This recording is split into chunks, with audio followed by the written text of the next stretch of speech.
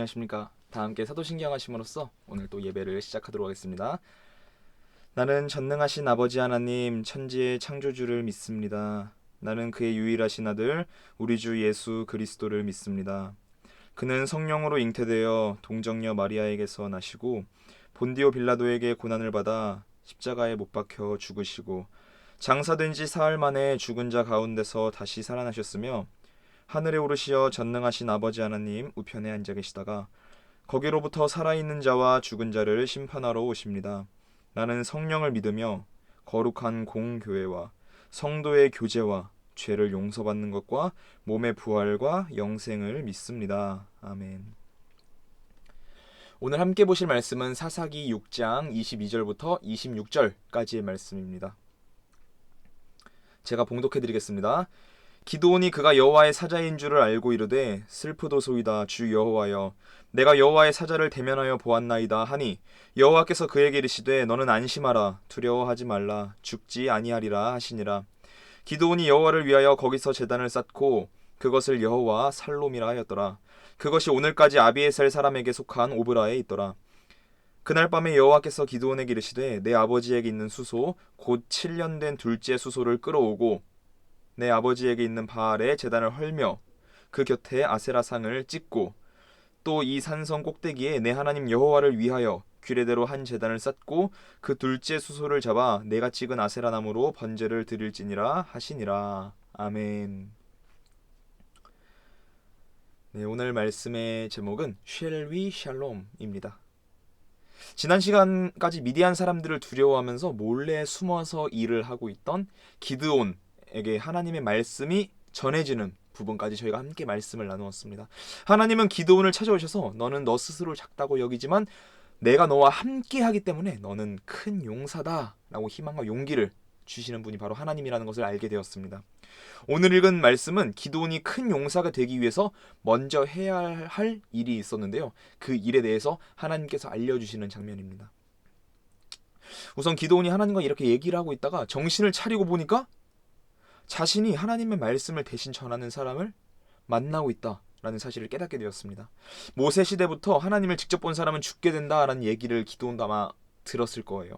그래서 여호수아는 이제 자신이 틀림없이 죽게 될 것이다. 왜냐하면 하나님을 본 사람은 죽는다라고 했기 때문입니다. 22절 말씀인데요. 기드온이 그가 여호와의 사자인 줄을 알고 이르되 슬프도소이다 주 여호와여 내가 여호와의 사자를 대면하여 보았나이다 하니. 왜 슬프다고 했을까요? 하나님을 본 사람은 죽을 것이다 라는 것이 모세 시대부터 쭉 전해져 내려오는 말씀이었기 때문입니다. 그러나 하나님께서는 오히려 두려워하고 슬퍼하는 기드온을 향해서 위로의 말씀을 전해주십니다. 그리고 그에게 위로뿐만 아니라 평화까지 약속하십니다. 23절 말씀입니다. 여호와께서 그에게 이르시되 너는 안심하라 두려워하지 말라 죽지 아니하리라 하시니라.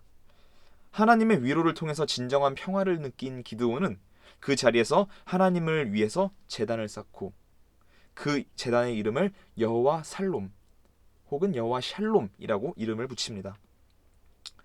기드온이 여호와를 위하여 거기서 제단을 쌓고 그것을 여호와 살롬이라 하였더라. 24절의 말씀입니다. 지금도 이스라엘에서는 인사할 때 여러 방법이 있습니다. 저도 한 10년 전에 대학교 1학년 때 2010년에 이스라엘을 한 16일, 17일 정도 갔던 기억이 있는데요. 인사하는 방법이 참 여러 가지가 있어요. 그것도 뭐 아침, 점심, 저녁 인사가 있는데 그 많은 인사도 있지만 또 샬롬 하는 이 인사를 많이 사용하고 있는 모습을 보았습니다. 서로의 평화를 빌어주는 그런 의미이기 때문에 많이 사용하고 있는 것 같습니다. 어쨌든 기드온이 쌓은 여호와 샬롬이라고 하는 제단을 통해서 하나님과 기드온 사이에 평화가 회복됩니다. 즉 샬롬의 관계가 회복되었다는 것이죠. 그러면 이제 기드온을 통해서 하나님의 구원하심이 일사천리로 쭉 이루어져야 하지 않겠습니까? 그러나 하지만 하나님은 기드온을 바로 사용하시지 않았어요. 그에게 한 가지 더 요구를 하시는데요. 오늘 말씀의 25절, 26절의 말씀에는 그 각각의 마지막 부분에는 이렇게 기록되어 있습니다. 25절의 마지막입니다. 내 아버지에게 있는 바알의 제단을 헐며 그 곁에 아세라상을 찍고 또 26절의 마지막에 이렇게 기록되어 있는데요. 내가 찍은 아세라 나무로 번제를 드릴지니라. 이것이 무엇을 의미하는 것일까요? 하나님은 도대체 이 기드온에게 빨리 기드온을 통해서 이스라엘 백성들을 구원해야 되는데 하나님은 기드온에게 왜 이런 요구를 하고 있는 것일까요? 즉 기드온과 하나님 너와 나만 평화 샬롬을 회복하는 것이 아니라 너의 모든 집안도 나와 샬롬, 바로 평화의 관계를 회복하게 만들어라. 너의 집안뿐만 아니라 모든 이스라엘이 나와 샬롬의 관계, 평화의 관계를 회복하게 하라 라고 하나님은 기드온에게 요구하고 있습니다. 그 당시 기드온의 아버지 요아스의 집에는 바알의 제단이 있었다라고 사사기 6장 25절의 말씀에는 기록하고 있습니다. 이 아버지 요아스라고 하는 이름에는 여호와의 불이라는 의미가 있습니다. 정확하게 말하자면 여호와께서 불 붙이심이라는 의미를 가지고 있습니다. 그런데 여호와의 불이라고 하는 이름을 가진 사람의 집에 여호와 하나님을 위한 것이 아닌 바알과 아세라를 위해서 불을 피우고 제사를 드리는 제단이 있었다라는 것, 참 아이러니하면서도 슬픈 현실 아닙니까? 심지어 기드온 아버지의 제단은 개인용 제단이 아닌 그 성읍의 주변에 사는 모든 사람들이 바알에게 제사를 드리기 위해서 그 제단을 찾았다, 이용했다라고 오늘 성경이 기록하고 있습니다. 아마 이런 것을 통해서 유추해 볼 때 이 기드온의 아버지 요아스는 바알 신앙의 수호자이거나 또 바알에 대해서 중요한 위치에 있으면서 그것을 가지고 돈을 벌며 살아가는 그런 집안이 아니었을까 하는 추측을 자연스럽게 할 수 있습니다. 당연히 기드온은 너무나도 자연스럽게 그런 집안의 문화 속에서 어릴 때부터 바알 신앙을 접하면서 살아왔을 거예요. 그렇다면 하나님과의 온전한 관계를 회복하기 위해서 제일 먼저 해야 할 것이 무엇이었을까요? 당연히 바알과 아세라를 섬기는 그 제단을 허물고 그 모든 연결고리를 끊어버리라는 것이죠. 바알 신앙을 자신의 집안과, 먼저는 기드온 너 자신이 그것들을 끊어버리고 하나님과의 샬롬을 회복하고, 이제는 나아가서 기드온의 집안과 그리고 기드온이 속한 이스라엘 민족 모든 사람들이 바알과 아세라의 관계를 모두 찍어서 끊어내버린 후에 여호와 하나님과의 샬롬의 관계, 평화를 회복하라라는 말씀입니다. 그렇게 해서 하나님께 진정한 제사와 예배를 드리라는 것, 하나님과의 관계 회복이 선행되어야지만 이스라엘에 대한 구원의 희망이 있음을 오늘 이 말씀을 통해서 알 수 있습니다. 사사기 6장에 나오는 진짜 문제는 이스라엘과 미디안 사이의 관계가 아니에요. 이스라엘과 하나님 사이의 관계가 가장 중요한 문제였습니다. 사사기의 저자는 이것을 말하고 싶었던 거예요. 미디안의 억압을 끊어내고 다시 이스라엘의 평화를 찾아오고 싶다면 먼저 하나님과의 평화의 관계를 회복하라. 이것이 사사기가 오늘 저와 여러분에게 주고 있는 메시지입니다. 지난 시간 기드온의 이름에 대해서 언급을 했는데요. 기드온, 뭐라고 했죠? 베어 쓰러트리다, 벌목하는 사람, 곧 벌목꾼이자 용사라는 의미였습니다. 이 베다, 무엇을 베다라는 단어를 좀 더 이렇게 풀이해보자면 또 베는 거 말고 잘라버리다 라는 의미도 있을 거예요. 이는 단지 바알과 아세라상을 찍어버린다 라는 의미에 국한되는 것이 아닙니다. 그들이 바알과 아세라를 섬기던 과거의 모든 삶을 잘라내어 버리라 라는 것이죠. 그리고 이제부터는 하나님과의 샬롬, 평화의 관계를 회복해서 새 출발을 하라는 것입니다. 기드온과 이스라엘의 적은 겉으로 보기에는 미디안이었지만 그 뒤에 숨은 진짜 적은 바알과 아세라라는 가짜 우상이었습니다. 그래서 이 사건 이후 기드온은 새로운 이름을 얻게 돼요.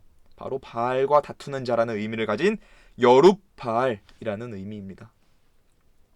여러분, 우리의 삶을 한번 생각해 보면 좋겠습니다.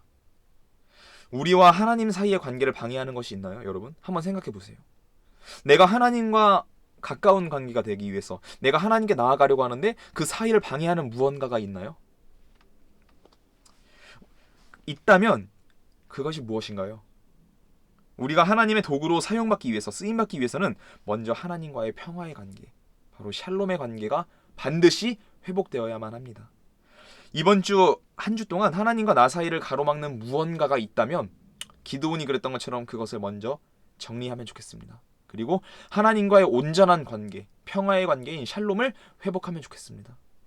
이것은 저와 여러분에게 주어진 믿음의 숙제이자 저희가 하늘나라에 가는 그 순간까지, 우리의 삶이 닿는 그 순간까지 계속해서 해나가야 할 과제와도 같습니다. 하나님과의 샬롬을 늘 유지하면서 살아가는 것, 우리를 하나님께로부터 자꾸만 멀어지게 만드는 것을 정리하여서 하나님과의 샬롬의 관계를 회복하고 하나님으로부터 쓰임받는 여주동부교회 중고등부 청년부, 그리고 이 말씀을 보는 모든 분들 되면 좋겠습니다. 기도하겠습니다. 하나님, 하나님과 우리의 관계가 평화를 뜻하는 샬롬의 관계인지 잘 모르겠습니다. 이번 한 주의 삶 가운데서 하나님과 우리 사이를 가로막는 바알과 아세라의 제단 같은 걸림돌이 있다면 그것을 모두 끊어버리고 하나님과 샬롬의 관계를 회복하게 하는 한 주 되도록 인도하여 주세요. 감사합니다. 이 모든 말씀 예수님의 이름으로 기도드립니다. 아멘. 다 함께 주기도문 하시면서 오늘 예배 마치도록 하겠습니다. 하늘에 계신 우리 아버지, 아버지의 이름을 거룩하게 하시며 아버지의 나라가 오게 하시며 아버지의 뜻이 하늘에서와 같이 땅에서도 이루어지게 하소서. 오늘 우리에게 일용할 양식을 주시고 우리가 우리에게 잘못한 사람을 용서하여 준 것 같이 우리 죄를 용서하여 주시고 우리를 시험에 빠지지 않게 하시고 악에서 구하소서. 나라와 권능과 영광이 영원히 아버지의 것입니다. 아멘. 네, 여러분 감사합니다. 샬롬.